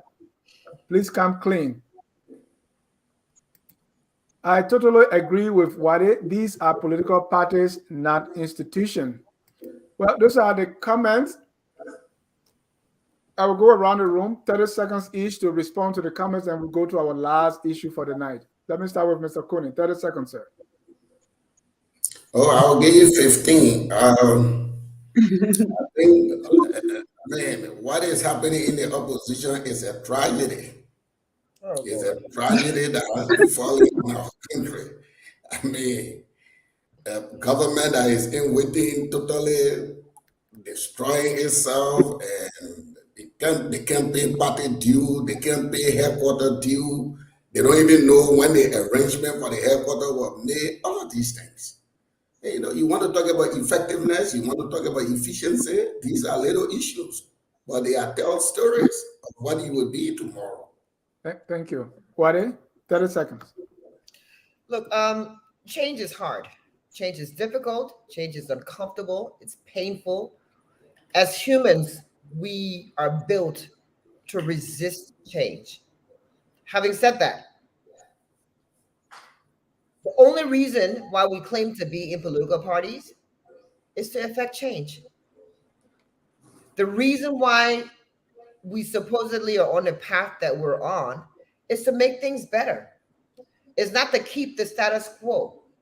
It's not to continue down a road that you know has gotten you nowhere in the path, but because it's comfortable for you, you decide that you're not going to make it better.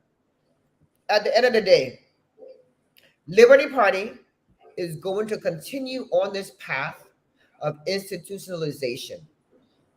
And people are over a period of time going to see the positive impact of that change. As I said, as it relates to this particular issue of dues, the remedy is very easy. Pay your dues. The minute you pay your dues, in that very minute, the suspension is lifted. We have a party to run. The party does not run on air. It doesn't run on rhetorics. We got to put fuel in the generator. We need dues. Thank you. Call 30 seconds. Wade went over 30 seconds. So, yeah, I mean, I think the comments were. I'm glad we're having these discussions. I think that it's important for us to make sure that we are painting a big future picture as political parties. That people are joining political parties for reasons other than who's in the party. It should be, what is the party's vision? What is the party's goal? I do see this shifting. I see it evolving. I have hung on for dear life with my own party. Hopefully we'll start to see these changes across the board with political institutions. They should be developed, and as the society gets more sophisticated, I think the same thing will happen with the institutions that represent the people. We must always keep in mind that these political parties are developed as a way to solve problems for people. And we keep that focus, everything else will fall in place. Right. Wade, there are some questions coming for you here, and when I find them, I'll put them on the board. This one say, Dennis, can Wade address the claims from partisans of Liberty Party that she and Musa are acting at the behest of CDC to destroy the Liberty Party and CPP? Yes, I can address that. And there was another one I wanted to bring, but go ahead quickly. So let me just say this. I've said this before, but let me just say this. The CDC is the worst thing that could have ever happened to this country. It's not even, I can't even describe it as a government. It's beyond me what they're even doing, to the point that I don't even get frustrated with them anymore, because it's like I said, it's a wild, wild west. And when people engage in conversations, a lot of times it's, oh, you know, this the government doing this, the government doing that. I have reached a point in my mind where I expect nothing good. And I reached that point about 1.5 years ago. I expect nothing good to come out of this CDC administration. I expect nothing to change before 2023, when we remove the CDC administration one way or another. And if anybody out there thinks that I am working at the behest of CDC, I don't think there's anything more wrong. Now, don't get me wrong. I do have friends that are seditious. But the friends that I have, there are seditious that are in government, hold positions in government. They know my tongue. I don't bite my tongue for them, and they know how I feel. They know my opinion on the work that they're doing, or the lack of work that they're doing. So absolutely not. I have no affinity for the CDC, and I have no. I don't even know what the word is to use for the administration. Thank you. Thank you. Let's go to our last issue, because we're almost out of time, and within 10 minutes we should be able to cover this. It's on the budget. And the way I water it in the title is, if you look at the budget and compare that, and in the face of the government priority, if you want to see where your priority lies, look at the president's budget. What is the government giving more money to? That's where the priority is. And let me put a few numbers on the screen here. And I will take one line item, which is the one for stationery. Stationery is important to me. Ministry of Education, the Center for Curriculum Development 2002, the one for stationery is $5,000. So $5,000 for stationery, and then the one for certification, the stationery is $5,000, and the entire Ministry of Education stationery 2022 is $85,000. 2021 is $37,500. Compare that to the stationery of the Presidential Affairs Ministry for 2021, $75,000. For 2022, $508,000 stationery. There are other things, but I don't know if how many of us read the budget, but the numbers there tell a story. Mr. Kumi, you saw the budget, right? If you did, what's your take? What do you think of government's priority in the face of the 2022 budget? I did a first look at the budget. I've not exhausted all of the lines yet. But you know, Dennis, this is where your cherry picking is taking place again. And it's a huge document. I couldn't just bring everything. I just brought I'm not going to argue your cherry picking tonight. That's not going to be my argument. The point I'm going to make is that, like you said, the government, the budget reflects the priorities of the government, specifically the executive. Again, this is where I call on lawmakers, most of them in the opposition, to play their constitutional role. The budget is right before them. According to our laws, the president, the executive is not going to spend penny of the Liberian people's money if the budget is not approved. Let lawmakers do their due diligence and go through the budget, and we should stop playing this blinking, oh, the president do this, the president do that. Look, the country is not helpless.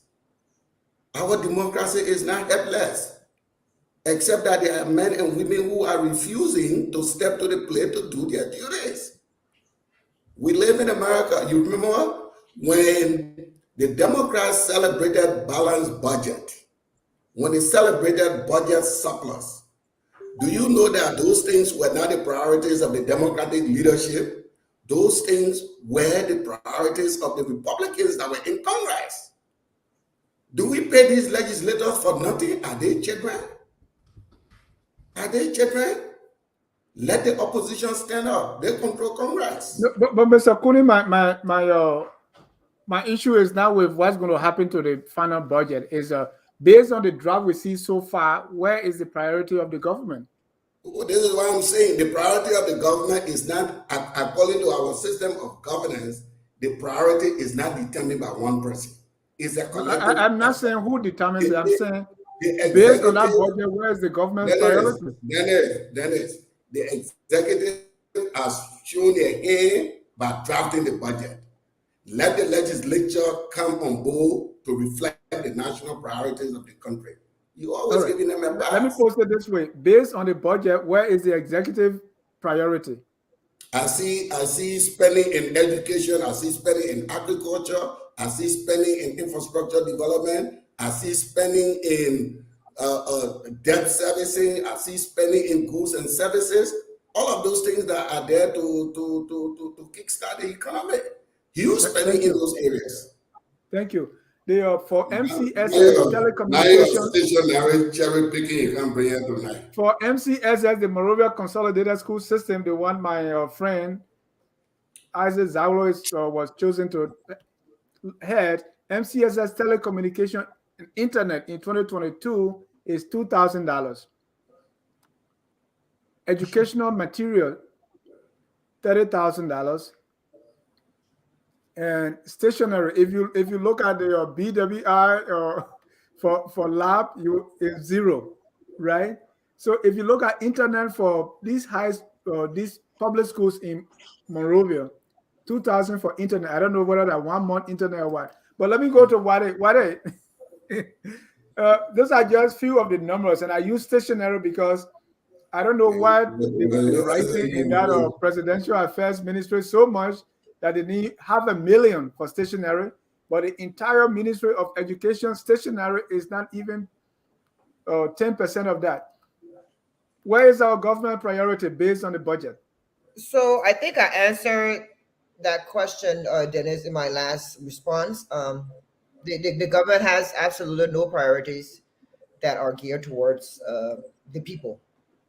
And it's clear. It's been clear for a while. I think, and I'm tired of having conversations about it because it's not going to change. However, what I do agree with Kuni on is that although the executive has identified that they have no priorities that are for the people, the legislature has also shown us time and time again that they have no priorities that are for the people. I want you to look at a line item in that budget, Dennis. Let me know what the legislative engagement budget line is.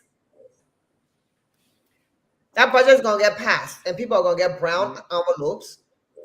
And the monies that they're going to get to pass that budget has been placed in legislative engagements, and it's going to be business as usual. So I somebody sent me the budget. They said, listen, we need to stand up and make sure that this budget isn't passed. And I said, listen, I don't have time for that. At the end of the day, at this point where we are right now, everything that is being passed as the legislature is being passed on brown envelope. Unfortunately, the people that we have there, that's all they're interested in. They're not interested in what's good for the country. They're not interested in what's good for the people. And you're never, ever going to be able to take people like that and try to convince them of anything else, because all they're interested in is what is going in their pockets at the end of the day. Thank you. So when we talk about choosing leaders in this country, let's not just think about it from the executive level. We have to choose leaders correctly at the legislature. Otherwise, you can have the best leader at the executive. If you have a legislator that is as rotten as the one that we have right now, you're going nowhere. Thank you. And talking about the legislature, 2021, the budget was $26.7 million. 2022, get a raise, $54.5 million. Call, is this budget realistic? Does it make sense? The budget is an offense to Liberia, and under normal circumstances where citizens, we're not struggling to eat every day, where they could sit and think about their rights and not rice, they would be in the streets rioting. And those lawmakers and executive branch leaders would be running to go seek shelter somewhere. In this environment, when you keep people hungry, they're too busy worrying about their daily bread than they are about bigger issues that are stopping them from eating. It makes people short-sighted. It makes people think about right now. That's why you don't see the kind of rage that would occur in a country like the United States or France or anywhere like that. It's not because the people don't know better. People are spending all of their energy trying to feed their children. So what I have an issue with the budget is not only about the inflation of the salaries. I think they increased their pay by 10% or something like that. If you look at what they're giving to the Ministry of Education, what they're giving to the police, it is just basic salaries. Nothing is in that budget to advance the cause of education for Liberian children. You're just basically paying the salaries because they packed institutions with a lot of staff that they have to pay, and that's all that they care about. Once people get enough for their salary, they don't have enough to fix a whole new roof, let alone buy books or resources for children to use. So that is not a concern for them. They're not also concerned about law enforcement and the tools they need to keep people safe. If you look at the law enforcement budget, there's nothing in there for technology, for equipment that's going to keep them safe so that they can keep other people safe, for them to be able to do their job in a modern fashion. It's 2022. All they care about is being able to pay these people. There's not, and then the next thing is most of these increases are going toward procurement items. They're not going to spend all that money on stationery. What they're going to do is work out a stationery company. Hey, my man, you supply stationery. Well, we'll give you $50,000. They're going to get about $1,500 to $2,000 worth of stationery, and then they're going to get a kickback from the vendor. Because that's how they eat in government. So anytime the legislature sees these padded budgets for procurement items, that's where they should cut it. And we were talking about Mary Bro earlier. That's really her job. That's what the GSA is for. The GSA is to make sure that government has the tools it needs to operate. And GSA is supposed to make sure that computers and things like that are supposed to keep the inventory of what government has. They're supposed to keep inventory of what government needs, how old equipment is, when things need to be switched out. So somebody can just go and say, I need $100,000 worth of stationery. GSA will say, no, but y'all ordered this much stationery, you use this much, you should still have enough to carry to next year. That's really Mary Bro's job. And those are the kinds of things that happen in countries that people eat enough to be able to function like normal human beings. And, if you keep people jobless, you keep people essentially living on the edge of survival, they don't have the time to think about these things and demand these things from the people they elect. So they're going to do the same thing. They're going to do, the engagement of drop rights on people. Look at the amount of money that the president put in the budget for county engagement. It looks like a campaign to me. Why do you need that amount of money to go visit a county? Are you going to be campaigning with the people money? There you go. I mean, what is really going on? But, like I said, because Liberians, most people in Africa, not just Liberia, most people in sub-developing countries are struggling. They're living on the edge of survival. They don't have time to sit and be thinking about all these things. Because if they did, you see what happened with Arab Spring in the Middle East, it would be far worse. Thank you, Cole. We almost, time is fast spent here.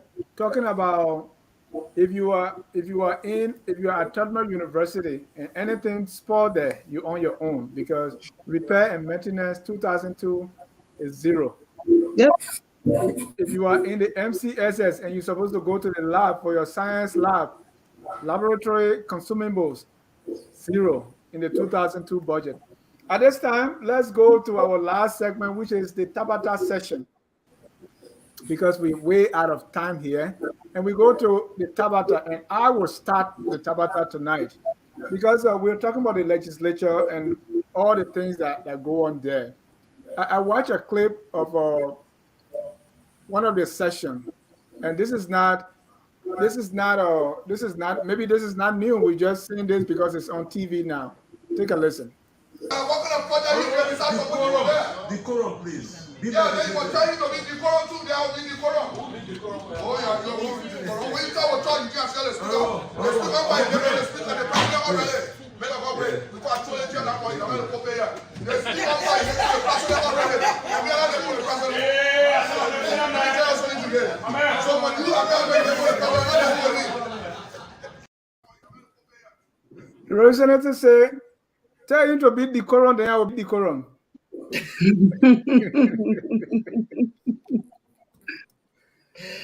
This kind of thing that we see, maybe it was there before, because from the time of So Say One to now, maybe they were there before. But the more these things are brought to our faces about what is going on to these people that represent us, it's a shame. Yes, people argue, people do all these things, but to me, with this kind of chaos that goes on during this session, to me, that's Tabata. We miss you. You've been gone for long. So, what's your Tabata of the week? I've been reconciling dues payments. I see. And that's just for 1 year. If you were to go back or 10 years.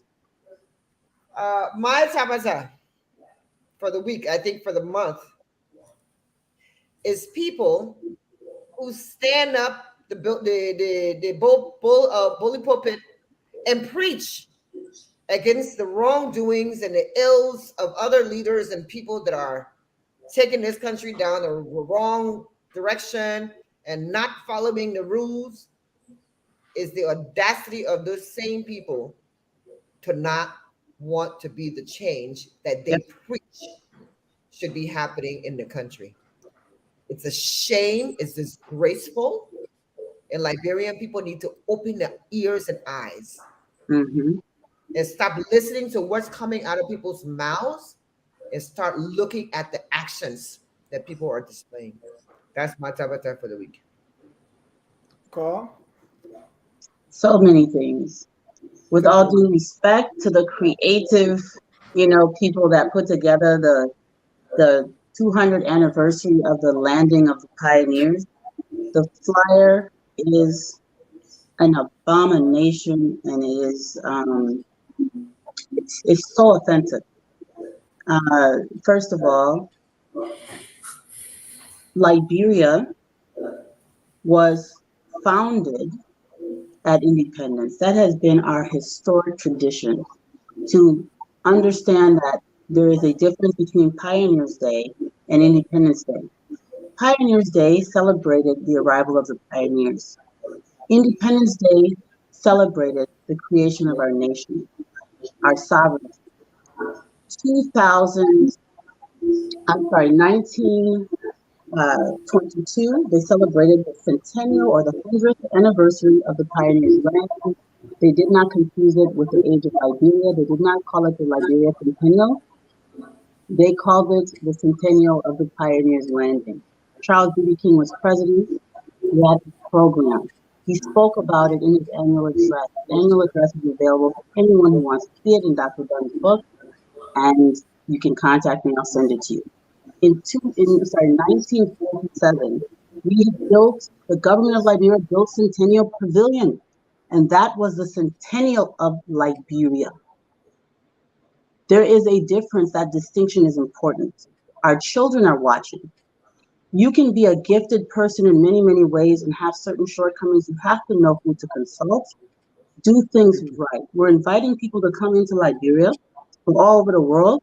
Most of those people that are going to be coming for such a program are history buffs, especially the African Americans. They know more about our history clearly than we do. This is the fact. So that's my Tabata. Thank you. Mr. Kune, your Tabata of the week. My Tabata of the week really has to do with our haphazard response to the sanitary problem of the city. I think sanitation is essential. And from time to time, we've been taking these half measures. The fact that we failed to put in place a real system that will sustain a sustainable system that will keep our city clean, and we continue to depend on these half measures. Those that are called guest appearances. You know, when there are too plenty in our art, then we'll do a guest appearance on cleanliness. I think that is a Tabata. We need to clean our city better. We need to keep the city clean. Thank you. Let's listen to our viewers too. What's your Tabata? Emmanuel Charles, my Tabata is DeLon is a fake light. He is a candlelight. Darling Warwood, my Tabata for the year is the money-eating contest between George Weah and the legislators. I wonder who's going to win. Adolphus Zilli, my Tabata is call is not objective in analysis. William King, my Tabata for me is stationary. Tavina Cole, my Tabata is the madness, lawlessness carried out at Mirabel a few days ago.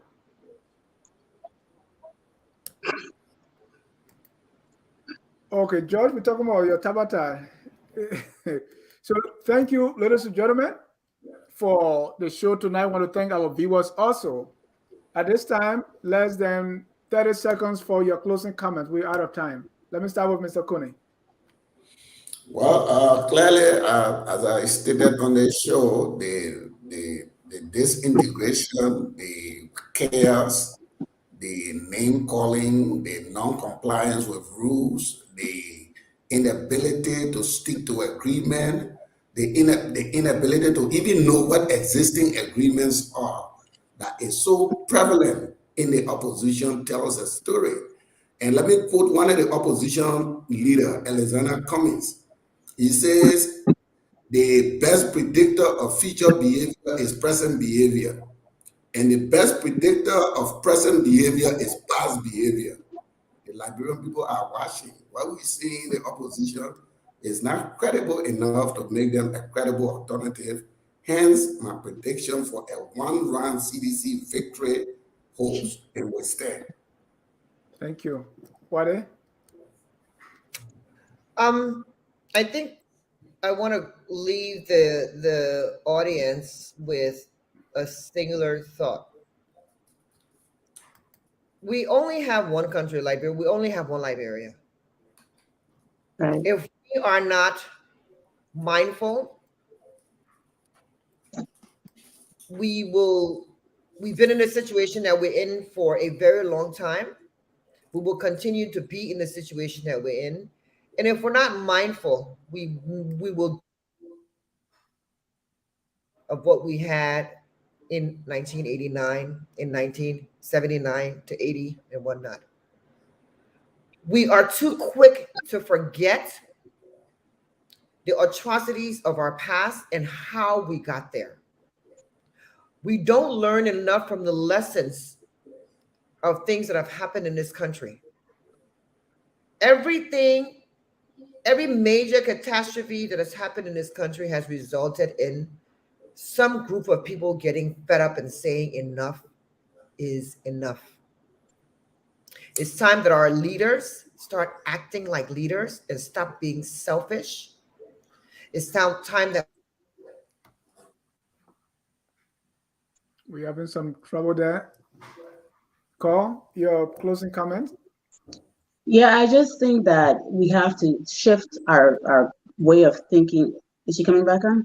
We have to shift our way of thinking and doing things. You know how we, when someone does something wrong and you criticize or you give constructive criticism, give feedback, the person who's giving the constructive feedback is the one who's condemned, not the person who did wrong in the first place. And I think we need to come to a point as a country where we check ourselves with that. When someone is doing something publicly that's wrong, we need to be able to say it. The person who is drawing attention to wrongdoing is not the villain. The wrongdoing is the villain. And until we can get past this, just let people do that thing. That mentality is destroying our country. It is a bad example for our children. We need to do better. Thank you. Wade, you have 15 seconds to complete what you started. Yeah, just as a nation, we need to stop being so selfish. As citizens, we need to take more responsibility for what happens to Liberia. And as leaders, we need to lead. Start leading. Stop all the plenty talking and the big shotness and the showboating and all of that. It's getting us nowhere. And pay your dues. And pay your dues. On that note, we want to say thank you so much for joining. I want to thank our viewers for staying here with us, those who commented. Sorry we didn't have phone calls tonight because it was packed. Join us all the time. Focus on Liberia, where we educate, we elevate, and promote all things Liberia. Coming on, we'll have Friday, tomorrow, we're going to have our literary hour. And the literary hour, what's going to be discussing is Dr. Burroughs has come up with his finding. We're going to have a response about the purchase or the buying of Motorado. You don't want to miss it. Saturday is our FOL marketplace where we discuss nothing but business and economics. Again, keep it here at Focus on Liberia. On Sunday, we have Primetime Sunday with me, your host. Until then, on behalf of all of us here at Focus on Liberia, we want to close with our song that says, "We are all Liberians." Whether you pay your dues or not, we are all Liberians. Good night and God bless you. We are Liberians.